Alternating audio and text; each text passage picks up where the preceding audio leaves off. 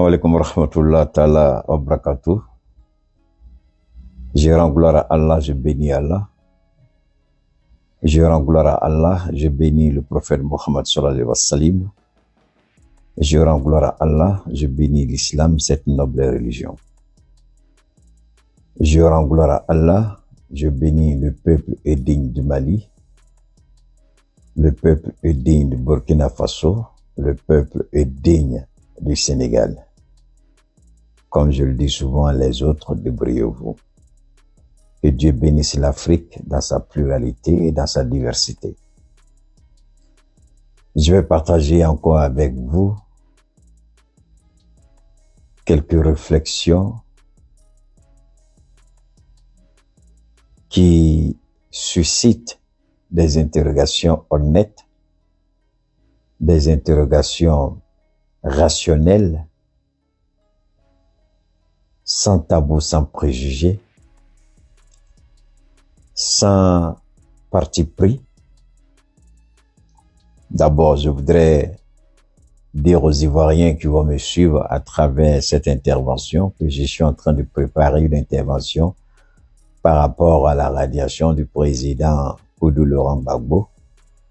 J'avais besoin d'un certain nombre d'informations pour vous donner une analyse des plus plausibles. Je crois qu'avec l'aide de Dieu, Dieu vient de m'en fournir toute une panoplie. Donc, je vais partager avec vous, certainement dans les heures, dans les jours à venir.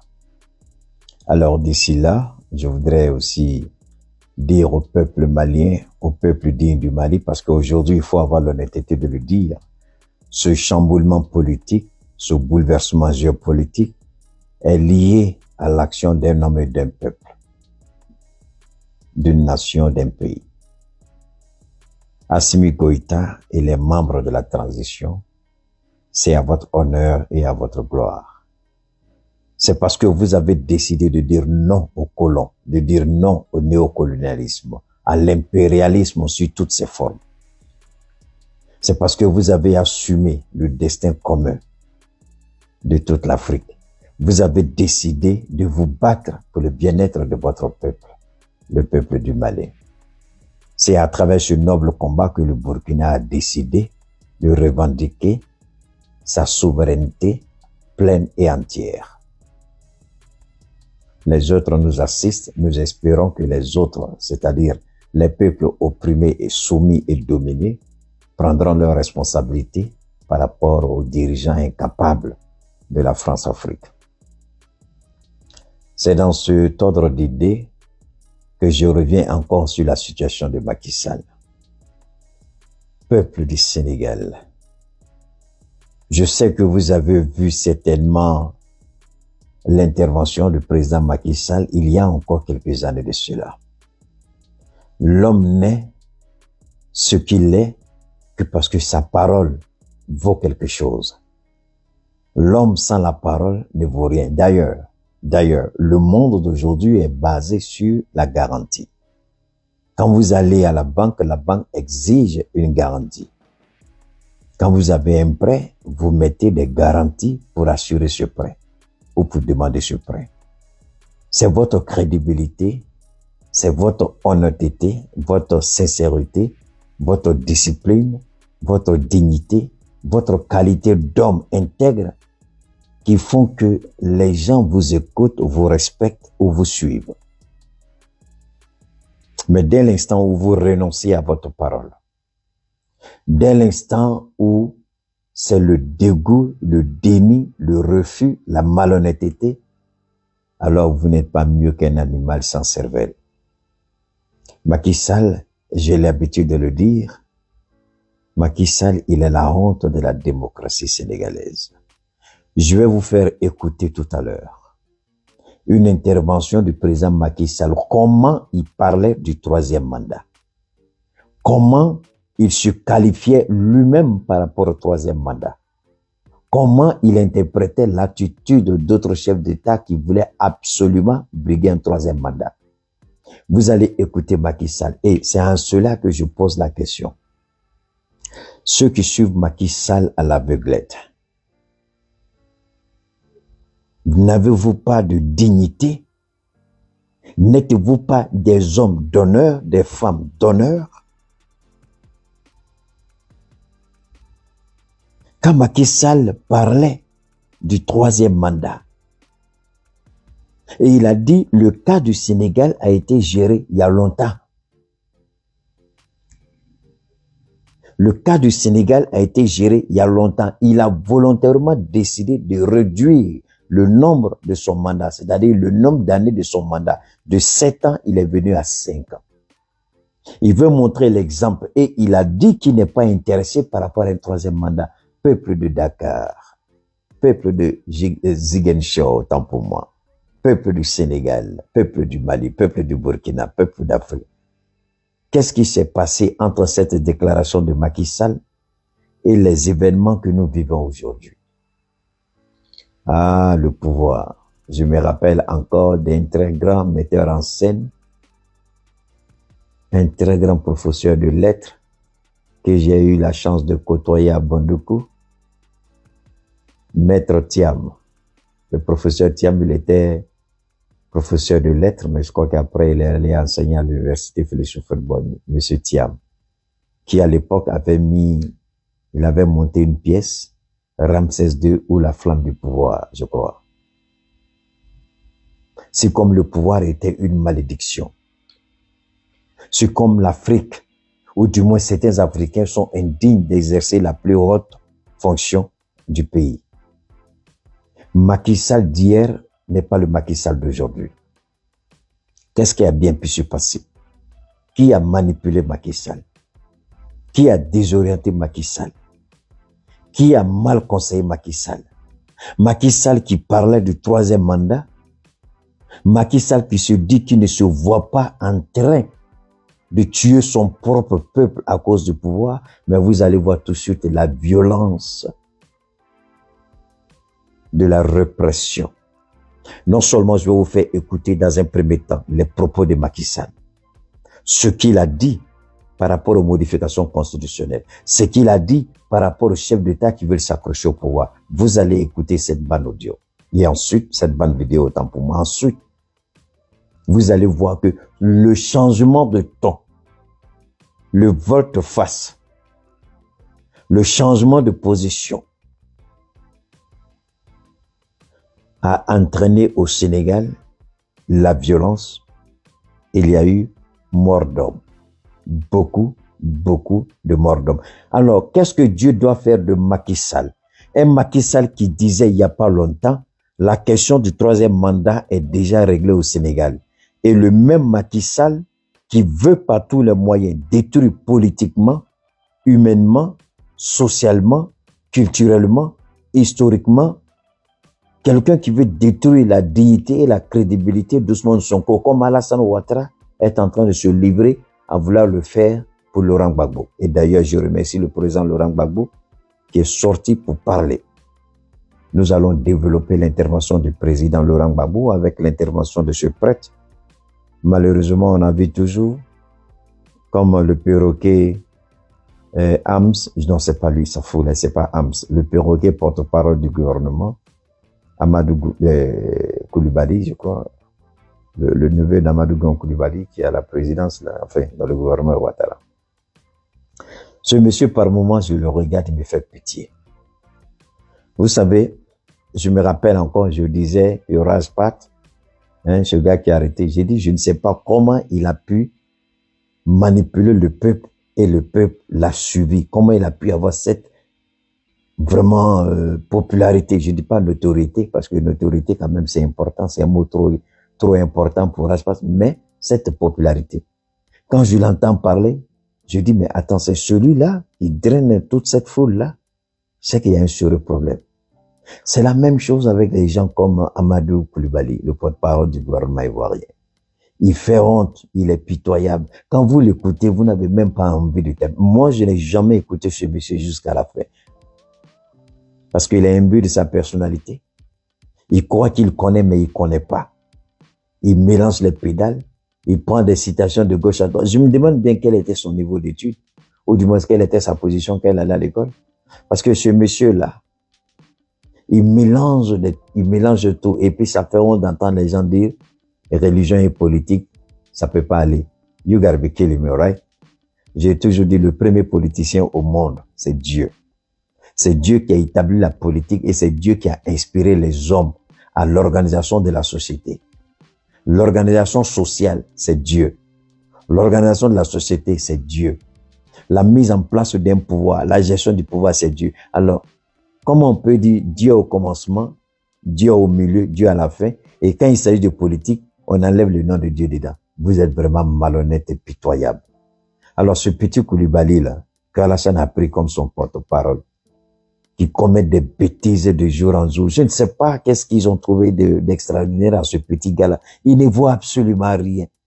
C'est la nullité par excellence, la médiocrité personnalisée, l'incompétence, l'incohérence, la malhonnêteté associée se retrouvent en ce tombe-là.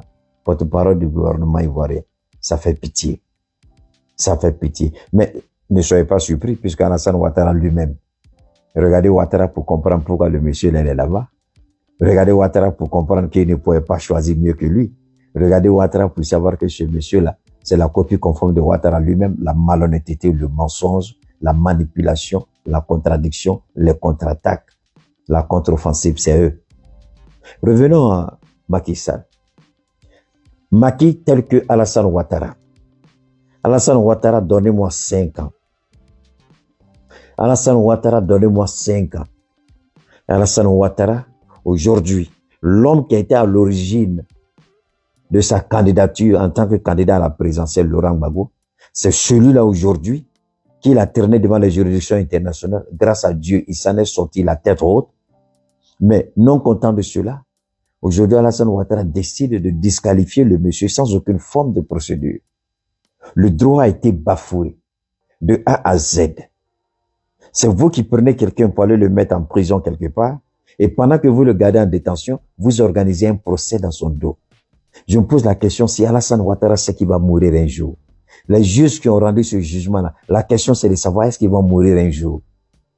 Abdou Richard, il a menti jusqu'à aujourd'hui, il est devenu conseiller conseiller à la Cour constitutionnelle. Aujourd'hui, Abdou Richard est devenu conseiller à la Cour constitutionnelle. Après avoir méprisé les Ivoiriens, après avoir manipulé la justice, instrumentalisé la justice, après avoir échoué à tous les niveaux.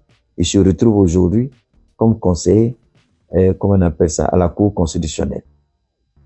Comme Ouattara a menti en 2010, donnez-moi 5 ans.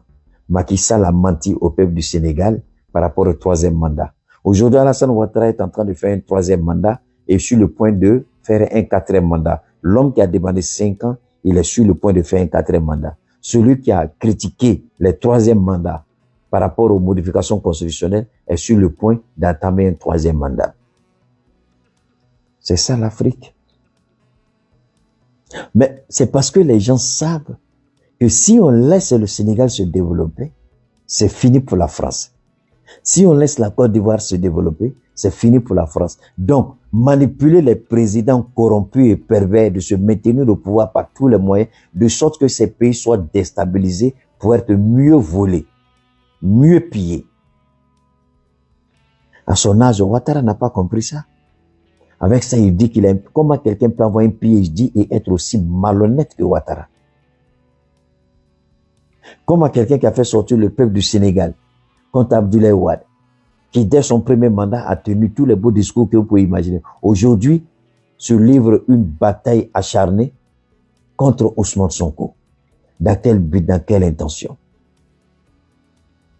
Ousmane Sonko n'est-il pas sénégalais? Qu'est-ce qu'il a fait de mal? Demander la bonne répartition des richesses du pays, est-ce un crime? Je vais vous laisser regarder ces différentes interventions. D'abord, vous allez écouter les propos de Macky Sall. Et ensuite, vous allez voir ce que son volte-face par rapport à Sonko est en train de créer comme incident au Sénégal.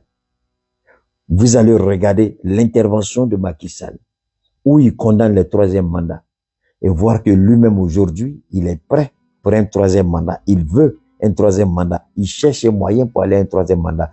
Regardez les conséquences que cela entraîne au Sénégal. Je vous remercie pour la clarté de la question que vous venez de poser. En fait, vous subodorez que le président de la République entend être candidat en 2020. Monsieur le député, Son Excellence, Monsieur le Président de la République, a toujours dit qu'il ne sera pas candidat en 2020. C'est un homme de parole. Et je tiens à vous rappeler, je pourrais vous démontrer comment il lui sera impossible d'être candidat en 2020. Et vous savez, tous les exemples que vous avez pris, tous les pays dans lesquels les chefs d'État ont entendu se maintenir au pouvoir ont fait la réforme constitutionnelle avant les élections. Avant les élections. On fait la réforme constitutionnelle avant les élections, pas après. On fait sauter le verrou avant et on va aux élections. Et donc, je peux vous rassurer, je ne vais pas trahir ou bien violer la règle dictée par le député Seraka en cherchant à vous démontrer techniquement et juridiquement pourquoi cela est impossible. Mais je peux vous rassurer, monsieur le député, cela n'est pas vrai. Je peux vous rassurer. Merci beaucoup. Nous sommes de retour sur le plateau d'Africa 24 pour la seconde partie de cette émission qui reçoit aujourd'hui M. Cissé Bakongo. Il est conseiller spécial du président Alassane Ouattara, chargé des questions de justice. M. Bakongo, merci d'être toujours dans notre compagnie. Alors, lors de la campagne par rapport à ce référendum, on a vu que le pouvoir ivoirien a procédé à l'arrestation d'un certain nombre d'acteurs politiques. Et pourtant, il faisait une manifestation pacifique. Je ne sais pas quel sens vous donnez au mot arrestation. Ce que je sais tout simplement, c'est que le président Coulibaly Mandou, le jour du passage du président de la République à l'Assemblée nationale, a été prié par la police de libérer les lieux. On a vu l'ancien président de l'Assemblée porté par des policiers et jeté dans un fourgon de la police. Alors, lorsqu'on fait une manifestation dans un cadre démocratique, dans un pays démocratique, selon des règles, on se conforme à ces règles, on se conforme à ce qui a été arrêté. Ensuite, le jour du vote, il y a eu une manifestation organisée par ceux qu'on appelle le Front du Refus. C'est pas très joli comme nom. En tout cas, bon, c'est leur nom, le Front du Refus. Le Front du Refus, la coalition du non, tout cela. Alors, ceux-là, ils ont été sans doute interpellés, juste parce qu'il y avait un trouble à l'ordre public. Ils ont été libérés. Ce qui était prévu, l'opposition a demandé à faire un meeting au stade Félix Houphouët-Boigny. Monsieur Bassou, quel que soit ce qui se passe, se rendant compte qu'elle ne pouvait pas faire le plein du stade Félix Houphouët-Boigny, a rusé. Est-ce que l'opposition vous a dit qu'elle n'était pas en mesure de remplir le stade? J'ai dit clairement qu'il y a eu des images qui existent, on a vu, on a réprimé des manifestants. Est-ce que vous, en tant que démocrate, vous cautionnez cela? En 2000, nous avons voulu faire, nous, presque la même chose, c'est-à-dire un meeting au stade Houphouët-Boigny. Avant même qu'on arrive au stade Houphouët-Boigny, Ali Coulibaly, actuel ministre de l'Intégration, Kone Kafana, secrétaire général adjoint du RDS chargé de l'organisation, ont été pris. Le fils de Mme Ariette Dagli-Diabaté a été pris. Voilà à quelle occasion nous avons eu le premier charnier de Côte d'Ivoire. Passons à autre chose, le référendum a eu lieu, bien entendu, mais aujourd'hui la guerre des chiffres. Parce que vous estimez que le taux de participation est de 42%, en tout cas c'est les chiffres officiels qui ont été annoncés, mais l'opposition estime que le taux de participation serait entre 3 et 5%. Il y a un gap terrible entre vous et l'opposition, vous n'êtes pas d'accord là-dessus. Les chiffres qui ont été donnés ne sont pas les chiffres donnés par Alassane Ouattara. Les chiffres qui ont été donnés n'ont pas été donnés par Ahmed Bakayoko, ministre de l'Intérieur.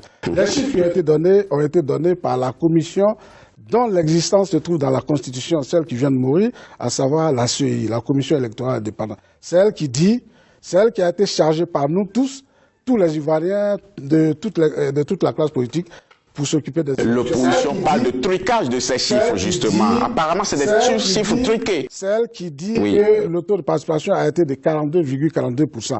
Alors, dans cette commission, le représentant du FPI est intervenu largement dans la presse, je veux dire à Fraternité Matin, mais également dans d'autres temps, pour dire... Donc le chiffre, le taux de participation, c'est 42%. 42,42%. On passe, on va aborder autre chose, on va parler surtout des innovations intervenues dans ce projet. D'abord, il y a un poste de vice-président qui a été créé, il y a un Sénat qui a été institué, on rendrait l'école obligatoire pour tous et l'allègement des conditions d'éligibilité désormais en Côte d'Ivoire. Un certain nombre d'Ivoiriens se sont prononcés sur ces innovations. Je vais donner juste lecture d'une réaction d'un acteur de la coalition du Nord qui dit ceci, citation, « Le projet de nouvelle constitution détient en son sein beaucoup de gangrènes.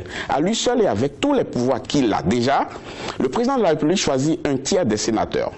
C'est encore lui qui nomme le vice-président. Le peuple est où dans tout ça? » Fin de citation. Qu'est-ce que vous répondez à cet Ivoirien-là? Je dis à cet Ivoirien que je le comprends. Que le président de la République a trop de pouvoir, justement. C'est son droit de le dire, c'est de bonne guerre. Ben, je vais lui répondre de la manière la plus simple possible. Oui, je vous en prie. D'abord, la création du Sénat. Le président était déjà d'accord avec l'ex-président en 2010. Lors du débat qui les a confrontés, ils étaient en accord sur la création du Sénat. Ensuite, la nomination d'un tiers. Oui. Ils étaient d'accord là-dessus aussi oui, que le président de la République va nommer le tiers des représentants du Sénat. Le président de la République a décidé de créer un Sénat. Il s'agit d'améliorer le travail du contrôle gouvernemental. Et il s'agit de faire en sorte que les collectivités territoriales soient mieux prises en compte. Monsieur Bakongo. Maintenant, la nomination du tiers. Oui. Je voulais vous dire, tout simplement, chers frères, en deux mots, rapidement. Il n'y a rien de nouveau sous le soleil. Oui. Ce qui existe en Côte d'Ivoire a existé, va exister. En Côte d'Ivoire, nous considérons que nous avons beaucoup d'écarts de toutes les familles politiques possibles, de toutes les obédiences, de toutes les... Vous ne me dites pas encore pourquoi le président de la République va nommer le tiers des sénateurs. Et que ceux-là, malheureusement, beaucoup d'entre eux sont sur le carreau. Beaucoup d'entre eux ont été surpris par la retraite. Oui, mais on aurait pu... Le moyen par lequel on désigne les autres membres du Sénat, on aurait pu procéder de la même manière pour tous les membres. Beaucoup d'entre eux ont encore quelque chose à donner à l'État de Côte d'Ivoire. C'est pour cette raison que le président de la République a considéré que, en tout cas, jusqu'à une révision de la Constitution, il faut permettre à ces gens, en les nommant, un tiers. En les élisant, par exemple, ils n'auraient pas joué le même rôle. Ils ne sont peut-être pas demandeurs. On va passer à autre chose, M. Bakongo. Du fait de la crise internationale, quand même, que connaît le monde entier aujourd'hui, certains pays ont fait l'option de diminuer le train de vie de l'État. C'est ça. Dans certains pays, on a même supprimé le Sénat. Quand on voit la Côte d'Ivoire aller s'arroger encore une institution qui soit budgétivore, on se demande si on est toujours... Sur ce point, on a un malentendu avec ceux qui parlent de budgétivore. Ceux-là ne sont pas pertinents, ils ne sont pas éloquents quand ils parlent de budget, parce qu'ils ne savent même pas ce que c'est qu'un budget, ils ne savent pas comment on confectionne un budget. Le Sénat aura un budget, même si c'est un franc. Alors la question qu'on doit se poser, est-ce que ce budget va venir renchérir le coût de la vie? Nous avons fait une simulation. Qui dit quoi? Puisque les gens nous parlent de budget. Peut-être qu'ils ne savent même pas comment ça va être fait. On a pris le budget 2015 de certains ministères, on a regardé, on a trouvé dans ce budget-là ce qu'il faudrait pour financer 2 fois le Sénat. Si vous trouvez là où vous avez payé ce budget-là, mais ce budget aurait pu servir à autre chose. On a senti quand même un forcing du pouvoir ivoirien. Je ne sais pas ce que ça veut dire un forcing. Mais est-ce que ça ne cache pas quelque chose selon vous? Peut-être que c'est vous qui devez me dire ce que ça cache. Vous voulez que je vous le souffle, ce qui se dit? Ça se dit que cette constitution-là devrait permettre au président Alassane Ouattara d'avoir un 3e mandat. Vrai ou faux? Ben, alors, Alassane Ouattara... Donc, ma question a 2 volets. Non, Monsieur Bakongo. Monsieur Bakongo, on ira méthodiquement. Monsieur Bakongo, est-ce que la Constitution, dans cette nouvelle mouture, donne la possibilité, je dis bien la possibilité, au président Alassane Ouattara d'avoir un 3e mandat? Non. Ah, pourquoi? Et pourquoi? Article 183. Comment? L'article 183 de la Constitution dit que la législation en vigueur, au moment de l'entrée en vigueur de la nouvelle Constitution, reste applicable. La législation en vigueur, c'est-à-dire la Constitution, les textes pris en son application, que ce soit des lois, des décrets ou alors des ordonnances et autres, qui sont en vigueur au moment de son entrée en vigueur, sans jeu de mots, restent applicables. En d'autres termes, l'article 35 de la Constitution de 2000 prévoyait déjà que le mandat du président de la République était de 5 ans, renouvelable une seule fois. Oui, bien entendu. Mais est-ce que vous, aujourd'hui, vous pouvez nous dire, la main sur le cœur, que le président de la République, en 2020, ne se représentera plus? Mais que valent ma main et mon cœur par rapport à la main et le cœur du président de la République, qui a mis déjà Vous savez la main quoi? sur le cœur Vous savez pour quoi? dire que je ne serai pas candidat. Vous en savez quoi, 2020. M. Bakongo? On a entendu des hommes, et pas des moindres, s'asseoir juste là, sur votre fauteuil-là, prendre le même engagement. C'est pourquoi je veux vous prendre à témoin, avec tous les téléspectateurs d'Afrique 24 en 2020, ce sera quelqu'un Le d'autre. président de la République, Alassane Ouattara, n'a pas pris seulement Africa 24 à témoin, a pris toute la presse internationale à témoin de sa volonté de ne pas se présenter à l'élection de 2020. D'accord. Vous et moi, on attend 2020 alors. L'article 183 de la nouvelle constitution cristallise donc cette position. Vous et moi, on attend 2020. Je voudrais que vous me le disiez de manière très très franche. Entre réconciliation et référendum, c'est quoi la priorité pour vous? Les deux. Oui, mais on ne peut pas commencer les deux ensemble. Il va falloir qu'on commence par quelque chose. Référendum, réconciliation. On a commencé la réconciliation depuis 2011. Est-ce qu'on a fini? Depuis 2011, Oui. les Ivoiriens et les Ivoiriens qui se regardaient en chien de faïence, les Ivoiriens et les Ivoiriens qui avaient pris les armes les uns contre les autres, qui s'étaient pourchassés. En tout cas, vous avez compris l'intention de ma question. Est-ce que vous avez compris ma question? Ceux-là Oui. ont décidé de se retrouver pour réapprendre à être des frères et des sœurs. Oui. Ils continuent, c'est vrai, c'est un processus, ce n'est pas une donnée. On ne va pas un jour s'attendre à Oui, ce mais que l'interprétation nous de ma tous- question, c'est de vous dire, est-ce que c'était pas plus important de se consacrer à la réconciliation Non, plutôt que ce que je suis plutôt que d'aller à un ce que je suis en train référendum? de vous dire, Oui. je réponds bien à votre question. Oui, Je vous et finissez dis- là-dessus. Je vous dis Oui. que depuis 2011, nous sommes dans ce processus de réconciliation et que ce processus Vous de arrivez à réconciliation l'évaluer? n'était pas incompatible ou n'est pas incompatible avec l'élaboration d'une nouvelle constitution. Et donc, Monsieur son Cissé adoption Bakongo, par le merci, référendum. merci, C'est moi qui vous merci. On est à la fin de cette émission. Merci beaucoup d'avoir été des nôtres. On se reverra peut-être quand les uns et les autres se seraient vus, si vous œuvrez là, dans ce sens, bien entendu. Et on va refaire le point. Merci, merci, c'était tout plaisir. Quant à vous, chers téléspectateurs, nous arrivons à la fin de cette émission. Merci beaucoup de l'avoir suivi. Prochain rendez-vous très bientôt pour un autre numéro. À bientôt.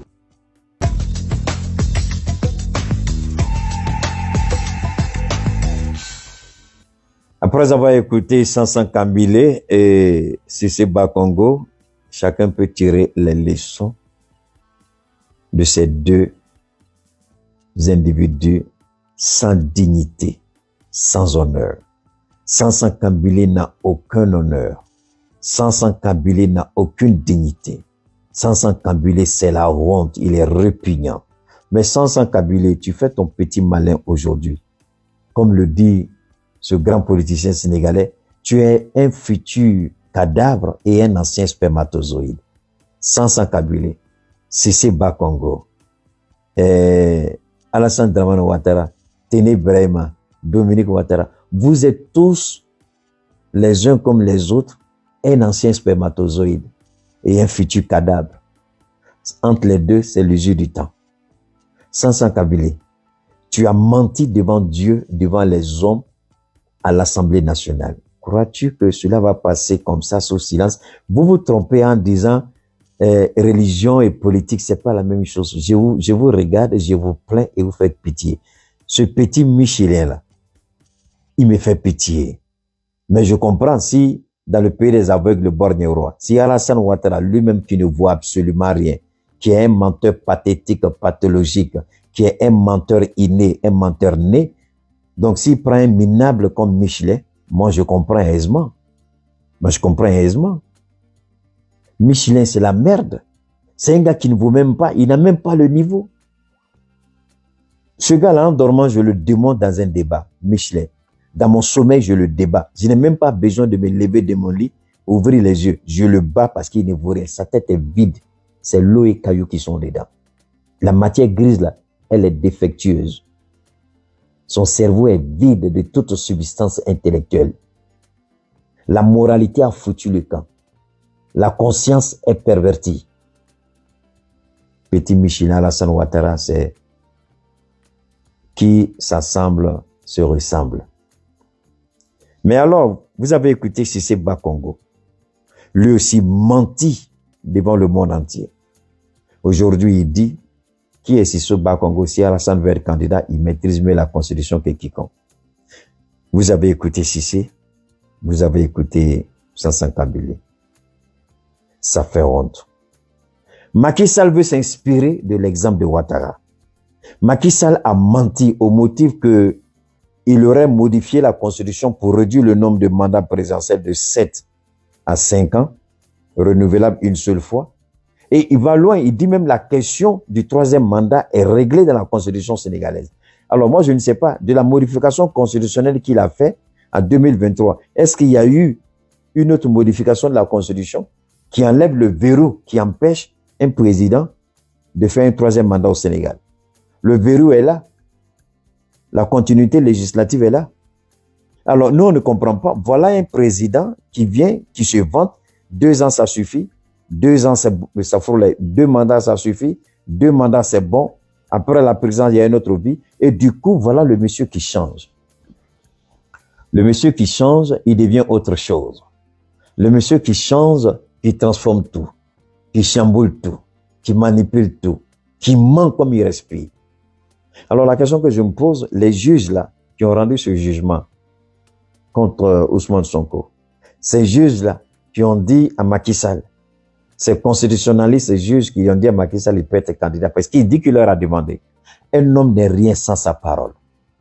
Ces juges là, ont-ils oublié que Macky Sall a dit que la question du troisième mandat est réglée dans la constitution sénégalaise, ou bien les juges là ont refusé de regarder quelle est la disposition constitutionnelle qui empêche un troisième mandat?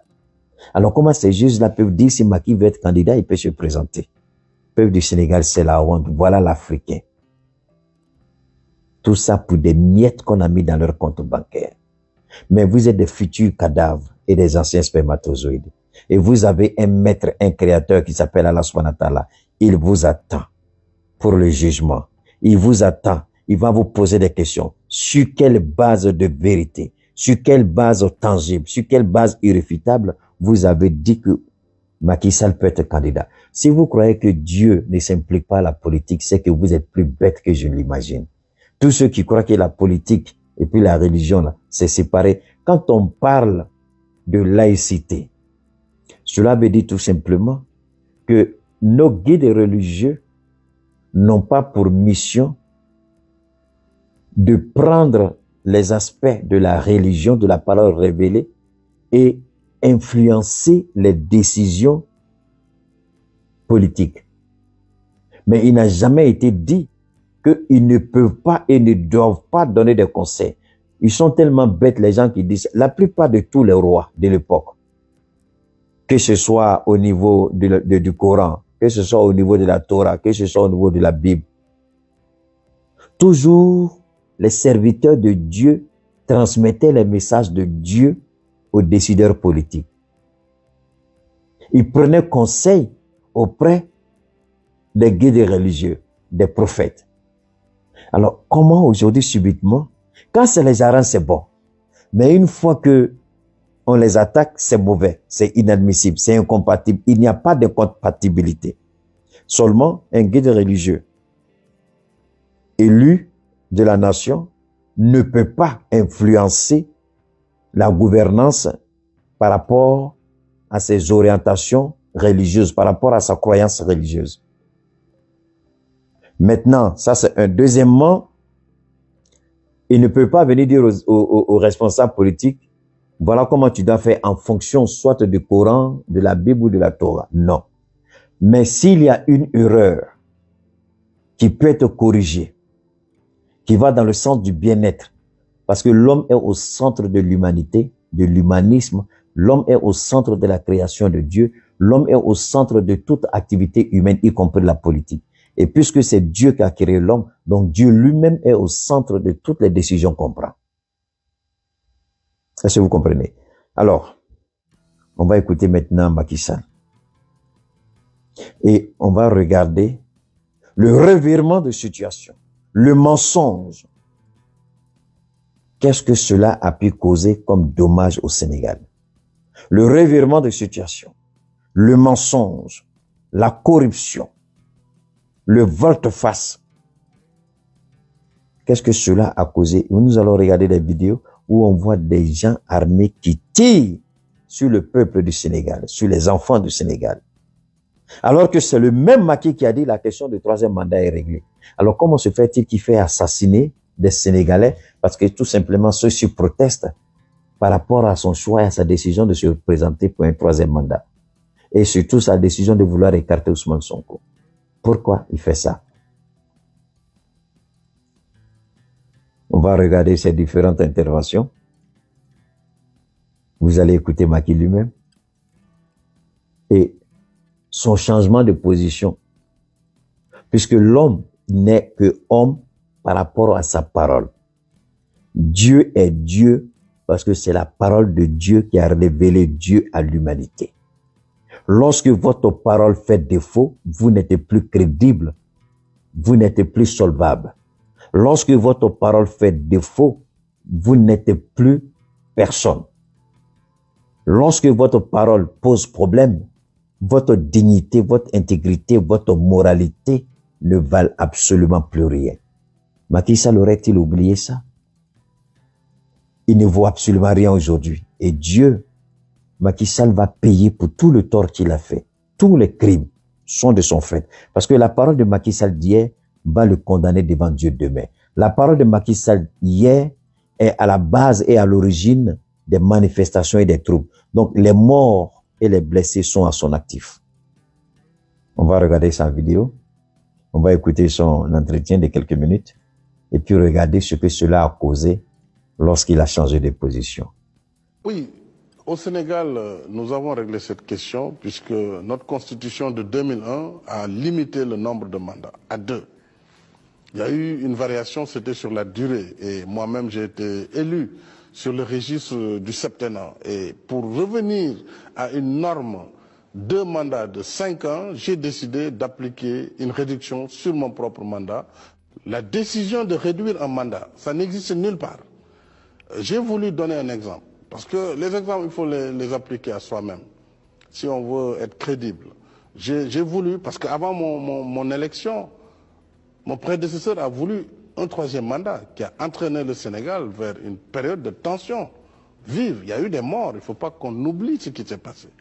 Et c'est la raison pour laquelle j'ai dit qu'il faut prendre le contre-pied et montrer qu'il est possible de remercier les électeurs et d'indiquer qu'on pouvait renoncer à des années de pouvoir qui ont été légitimement et légalement acquises dans le temps. Comment expliquez-vous que beaucoup de vos pairs en Afrique de l'Ouest, mais aussi en Afrique centrale, dans l'espace francophone, aient du mal à quitter le pouvoir comme ça? Mais ça, je ne sais pas, je ne peux pas me prononcer outre mesure non plus sur cette question, puisque, comme j'ai eu à le dire, les situations peuvent être différentes. Un pays comme le Sénégal, qui a connu le multipartisme avant son indépendance, qui a connu des élections pluralistes avant son indépendance, qui a connu des élections déjà en 1860, qui a connu ses premières communes en 1887. Évidemment, un tel pays, vous ne pouvez pas trouver des situations pareilles. Même si parfois on a failli d'ailleurs aussi frôler des gens qui voulaient transgresser cette limite temporelle, mais le peuple veillera et l'évolution de notre pays fait que cela n'est pas possible. Dans d'autres cas, je pense que la maturité démocratique n'est pas au même niveau.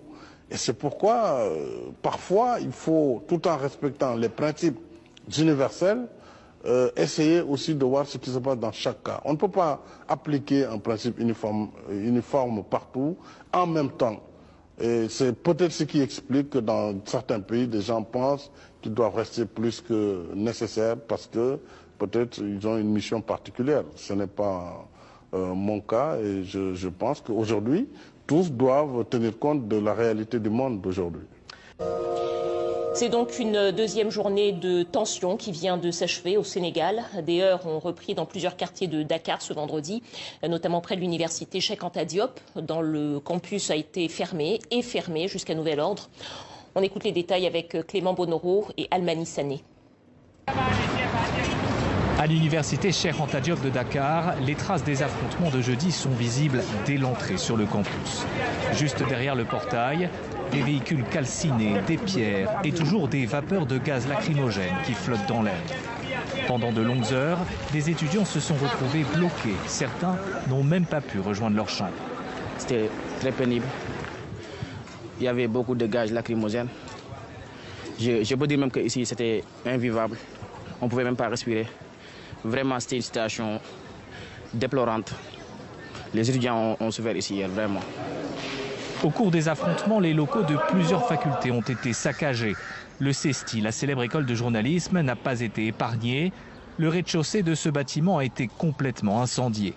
Un peu plus loin, cet étudiant en philosophie se dit dépassé par les événements. Vraiment, c'est très désolant. C'est l'avenir de la jeunesse qui est en jeu. C'est l'avenir des étudiants qui est en jeu. C'est la jeunesse sénégalaise qui est en jeu. Maintenant, tout a été saccagé. On doit repartir encore à zéro. Ce vendredi, le rectorat a suspendu les enseignements jusqu'à nouvel ordre. Les étudiants résidant sur le campus ont été priés de faire leurs valises et de rentrer chez eux, alors que l'année scolaire n'est pas encore terminée. On est obligé de partir aujourd'hui avec nos affaires. C'est un peu compliqué parce qu'on était en période d'examen. On devait faire l'examen le 12 normalement, mais finalement, on est obligé de rentrer chez nous. Et on habite très loin, mais la situation oblige. Devant l'université, alors que les bus se remplissent, certains ne savent pas encore comment ils vont rentrer. Je dois quitter ici pour aller à Pékin. Après de Pékin, je pars en Casamance parce que je n'ai pas de parents ici. C'est très compliqué pour nous. Imagine, on te dit aujourd'hui, tu dois quitter le campus. Et si tu n'as pas où aller? La tension est donc toujours palpable ici à Dakar. Après plusieurs heures de calme relatif, les affrontements entre manifestants et forces de l'ordre ont repris ce vendredi après-midi. Des heurts qui ont eu lieu dans plusieurs quartiers de la capitale, y compris ici à Ngor, où je me trouve. Et face à la situation au Sénégal, plusieurs appels au calme se sont fait entendre ce vendredi. La CEDEAO, la communauté des États de l'Afrique de l'Ouest, condamne les troubles à l'ordre public et dit suivre la situation avec inquiétude. Le secrétaire général de l'ONU exhorte tous les acteurs à la retenue et la France se dit extrêmement préoccupée. En France, justement, près de 200 personnes se sont donné rendez-vous ce vendredi au consulat du Sénégal à Paris. Une manifestation au cours de laquelle on a chanté l'hymne national, arboré le drapeau sénégalais et fait respecter 1 minute de silence en mémoire des personnes tuées lors des manifestations des Sénégalais rassemblés contre un verdict qu'ils jugent inique et qui, selon eux, dévoie les valeurs démocratiques. On écoute. Il doit comprendre que la jeunesse lui a tourné le dos. On se dit avec l'article 27 qui dit qu'il y a 2 mandats consécutifs, ces mandats sont finis. Macky Sall en aucun cas ne doit faire un 3e mandat. En aucun cas il doit faire un 3e mandat. Et le fait de pouvoir mettre quelque chose sur le dos du président Ousmane Sonko, on ne se laissera pas faire. On est décidé à se battre. Cette histoire de viol, d'ailleurs, tout le peuple sénégalais n'en a jamais cru depuis le début. La preuve, c'est que la justice sénégalaise nous a réconfortés dans notre croyance en écartant la thèse du viol et des menaces de mort dans sa décision et en nous sortant des trucs de corruption de la jeunesse pour juste, avec la complicité du procureur, pour juste essayer d'écarter un candidat sérieux à l'élection présidentielle. Nous avons peur pour la démocratie sénégalaise, c'est pourquoi nous nous sommes retrouvés ici, parce que quand on voit la situation actuelle où nos frères et nos sœurs sont en train d'être tués comme des mouches par des nervis, des gendarmes, situation qu'on n'a jamais connue, vraiment ça fait peur, c'est pourquoi nous nous sommes retrouvés ici pour dire halte à Macky Sall, ça suffit. Nous les Sénégalais, les gens on nous dit pays de la Teranga, mais actuellement le Sénégal est le pays en feu. Macky Sall, nous on vous demande de partir, de partir, de partir. Et de quoi ce soulèvement autour d'Ousmane Sonko est-il le nom? Les manifestants défendent-ils un opposant politique ou une certaine idée? Le Tchamissine 75 présente beaucoup d'avantages, présente beaucoup d'intérêts, présente des aspects importants. La santé n'a pas de prix. Un esprit sain doit pouvoir se mouvoir dans un corps sain. Lorsque la médecine est incapable de vous guérir, lorsque la médecine vous déclare que vous avez atteint le stade terminal de votre maladie et que vous allez mourir, lorsque la médecine vous dit on ne peut pas vous soigner, mais on peut atténuer la douleur de façon permanente. En d'autres termes, on ne peut pas vous guérir, mais on va soulager votre mal pendant le temps qui vous reste sur la terre. La médecine fait des examens sanguins, des examens de sel, des examens de salive, des prises de sang, on vous fait passer au scanner, on fait des analyses pour déterminer exactement de quoi vous souffrez. Le thiamicine, contrairement à la médecine moderne, dans un premier temps, nettoie votre sang. Parce que quand vous êtes infecté, quand vous êtes malade, vos cellules sont affaiblies, vos cellules sont attaquées. Le sang devient sale, le sang n'est plus propre, le sang devient infecté. Et c'est ce sang infecté qui circule dans votre organisme pour provoquer, je dirais pas des lésions, mais pour provoquer des dysfonctionnements et des imperfections au niveau de vos organes. Parce que le sang est chargé de microbes et les cellules sont affaiblies. Votre système immunitaire de défense ne peut plus. Votre système immunitaire de défense ne peut plus réagir parce qu'il est affaibli. Il est affaibli tout simplement parce que le sang est à l'origine. Le sang, votre sang infecté, votre sang qui est sale, attaque directement vos reins, votre colonne vertébrale, vos organes vitaux, vos cellules sont affaiblies, votre système immunitaire de défense est pratiquement neutralisé. Alors le thiamicine ne vient pas pour soigner l'aspect superficiel. Le thiamicine vient pour vous guérir complètement et totalement. La guérison d'abord pour s'attaquer à la racine, à la base, à la source de la maladie. Tout en le faisant, le thiamicine vous nettoie. Le thiamicine nettoie votre sang. Au lieu qu'on vous fasse une injection, autant pour moi une transfusion sanguine, le thiamicine nettoie votre sang. Vous n'aurez pas besoin de transfusion sanguine tout le temps parce qu'il y a des gens, je ne sais pas si c'est chaque 2 jours, mais chaque 3 jours, mais chaque mois, il y a des gens à qui il faut changer le sang. Mais vous voyez, c'est ça la médecine. La médecine vous dit chaque fois il faut changer votre sang. Parce que chaque fois qu'on vous fait une transfusion, le sang qui circule est automatiquement sali, infecté, attaqué de l'intérieur. Mais au lieu que la médecine s'attaque aux causes qui provoquent le fait que votre sang devient sale, votre sang ne répond plus, votre sang est malade, au lieu que la médecine s'attaque aux origines, aux sources qui rendent votre sang malade, votre sang impur, la médecine vous dit il faut faire des transfusions sanguines chaque fois qu'il est nécessaire et on vous met sous des traitements à ne pas finir. Le thiamicine 75 vient pour réparer toutes ces anomalies. Le thiamicine 75 ne vous fait pas de transfusion sanguine. Le thiamicine 75 nettoie votre sang des infections du diabète, de la pathologie, de ce qui provoque l'hypertension ou l'hypotension. Vous êtes hypertendu, hypotendu. Le thiamicine 75, pour ceux qui sont atteints de tension, de diabète, de kyste, ok, ça peut être kyste ovarien, ça peut être intestinal. Pour ceux qui ont des problèmes de sang, ceux qui sont drépanocytaires, ceux qui ont la drépanocytose, ceux qui ont des infections sanguines, des infections osseuses, le thiamicine vient pour nettoyer le sang. En nettoyant le sang, le thiamicine vous débarrasse de toutes les impuretés qui infectent et qui affectent votre sang. Donc, le sang, une fois renouvelé, les cellules sont régénérées dans le processus. Les avantages du thiamicine 75 sont nombreux. Dans le processus de la guérison, le thiamicine 75 s'attaque à 2 éléments fondamentaux. Le sang qui est malade, le sang qui est corrompu, et les organes qui sont infectés par les germes de la pathologie. Nous allons commencer par la première étape.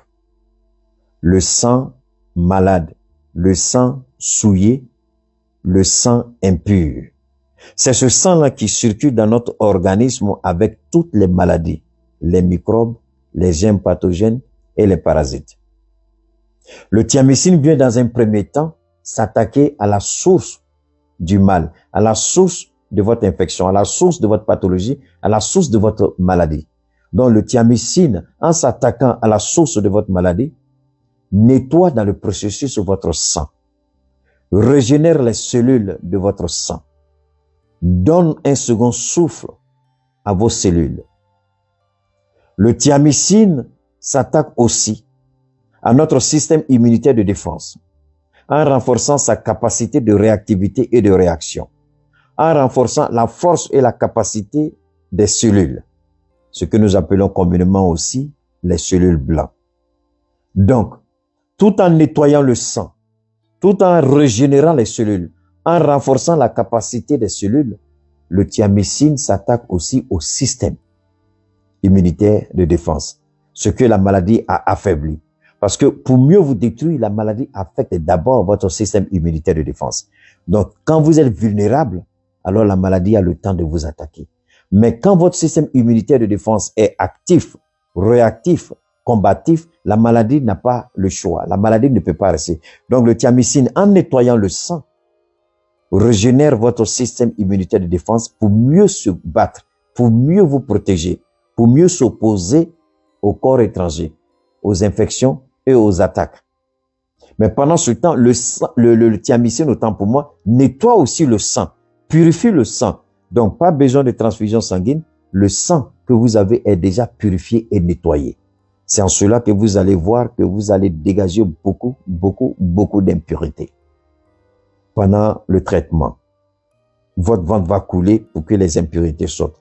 Donc, le thiamycine, en nettoyant le sang, régénère les cellules, donne vie aux globules rouges. Le thiamycine, tout en nettoyant le sang, renforce la capacité de défense de notre système immunitaire de défense. Ce n'est pas tout. Maintenant, le thiamycine va s'attaquer à la racine du mal, à la source de la pathologie, à la source de vos infections, de votre souffrance, de votre maladie, pour le détruire et l'anéantir complètement de votre système, de votre corps. Quel que soit l'organe qui est infecté, le thiamycine va s'attaquer aux germes, au corps étranger, aux microbes, aux parasites, aux infections. Le thiamycine va les attaquer dans votre organisme pour les évacuer. Et tout ça, ça sort avec l'écoulement du ventre. Est-ce que vous commencez à comprendre? Donc le thiamycine, quand on prend le thiamycine comme il se doit, on n'a pas besoin d'intervention chirurgicale. On n'a pas besoin de transfusion sanguine. Parce que le thiamycine, tout en régénérant les cellules, autant pour moi, tout en nettoyant le sang, vous donne une autre dimension de votre personnalité, c'est-à-dire, je dirais pas une deuxième vie, mais une santé beaucoup meilleure que vous ne l'avez pas été. Alors, vous voyez un peu la force du thiamycine. Donc, le thiamycine combat et détruit l'infection. Le thiamycine combat et détruit les germes pathogènes. Le thiamycine combat et détruit les parasites. Le thiamycine régénère et renforce les cellules. Régénère et renforce les globules blancs et les globules rouges. Il nous nettoie, il nous guérit et il nous délivre de toutes ces infections, de toutes ces anomalies. Évidemment que le thiamycine, nous allons vous donner notre contact pour pouvoir nous appeler. En Côte d'Ivoire, par exemple, en Côte d'Ivoire, vous avez nos représentants en Côte d'Ivoire, vous avez nos représentants au Sénégal, vous avez aussi nos représentants, bien entendu, au Mali. Donc, je vais vous donner les numéros des différents commerciaux de Cheikh Thiami Aïdara et en même temps, je vais vous donner le mien pour que ceux qui veulent discuter, ceux qui veulent échanger, ceux qui veulent plus d'informations, ceux qui veulent vraiment se confier, je serai disponible pour vous écouter, pour échanger avec vous. Je suis au 72 77 47 88. Je suis au 72 77 47 88. Donc, vous pouvez à tout moment me contacter, évidemment par messagerie vocale sur WhatsApp.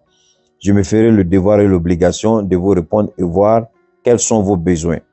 Je vais vous donner tout à l'heure les différents numéros de nos commerciaux qui sont au Sénégal, en Côte d'Ivoire et ici au Mali. Donc, voilà.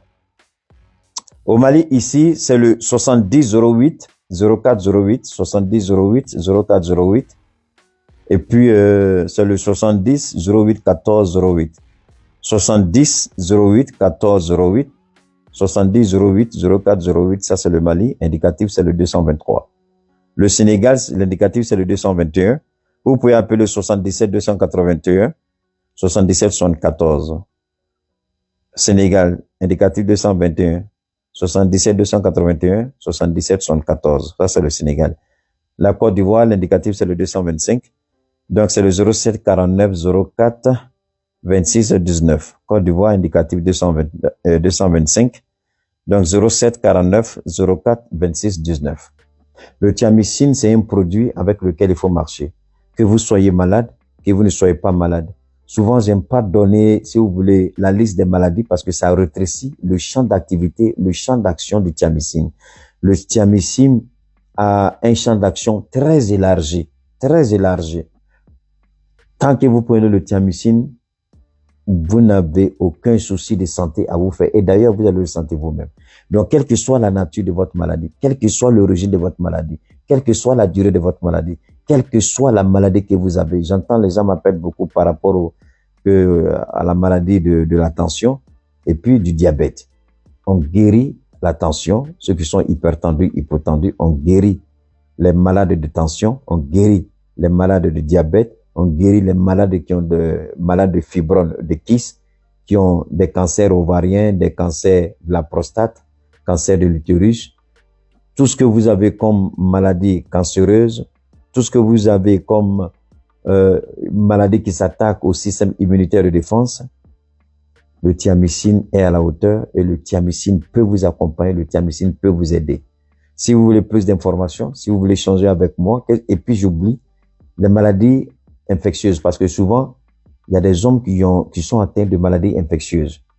Souvent, ça peut être MST, maladie sexuellement transmissible, ou ça peut être autre pathologie sexuelle, soit la capacité, soit la réactivité, soit l'endurance, il y a tout ça dedans. Les femmes aussi, si vous avez des problèmes d'infection, ça peut être infection sexuelle, ça peut être autre infection. Donc, vous nous contactez, je répète, je suis au 72 77 47 88. 72 77 47 88. Alors, abonnez-vous massivement à ma page Cheikh Oumar Keïta. On est ensemble pour la liberté du Mali, le Grand Mali et le Mali Croix. Merci à vous, peuple du Sénégal. La lutte continue. Merci à vous, peuple du Burkina. La lutte continue. Peuple d'Afrique, la lutte continue. Les autres, débrouillez-vous. Bonne soirée et à très bientôt.